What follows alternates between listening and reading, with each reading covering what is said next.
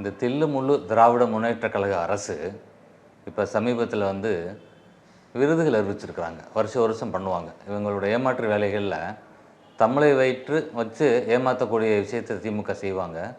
அந்த வகையில் இன்றைக்கி என்ன பண்ணுறாங்க, பெரிய அண்ணா பெயரில், பெரியார் பெயரில், கர்மவீரர் காமராஜர் பெயரில், மகாகவி பாரதியார், இப்படி பல்வேறு ஆளுமைகள் பெயரில் விருதுகள் கொடுப்பாங்க. கட்சிக்குள்ளே இருக்கவங்களுக்கே ஒரு ரொட்டேஷனில் கொடுத்துக்குருவாங்க. அப்படி ஒரு வினோதமான விஷயம் இன்றைக்கி 4700 கோடி ஊழலில் மாட்டியிருக்கக்கூடிய, மணல் கொள்ளையில் ஊழலில் மாட்டியிருக்கக்கூடிய சீனியர் அமைச்சர் துரைமுருகன் அவர்களுக்கு அண்ணா விருது கொடுக்குறாங்க. மக்கள் கேட்குறாங்க, இந்த திமுக அரசாங்கத்துக்கு ஊழலுக்கான ஒரு விருது இருந்துச்சுன்னா அதை திமுகவுக்கு கொடுக்கலான்னு மக்கள் இன்றைக்கி நினைக்கிறாங்க. இப்போ தான் சமீபத்தில் போய் அதிமுகவோட பொதுச் செயலாளர் தலைமைக்கழக நிர்வாகிகளோடு போய் தமிழக ஆளுநரை சந்தித்து இந்த 4.5 ஆண்டு கால ஆட்சியில் இந்த திமுக 4 லட்சம் கோடியை இவங்க ஊழல் செஞ்சுருக்கிறாங்க.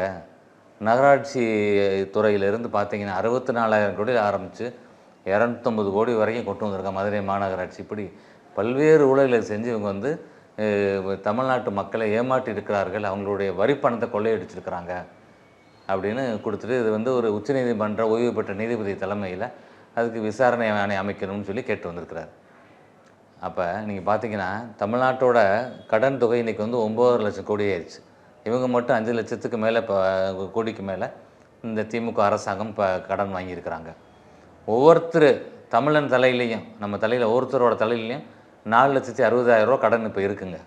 இதுதான் திமுக அரசாங்கம் இந்த 4.5 வருஷத்தில் செஞ்சுருக்கக்கூடிய விஷயம்.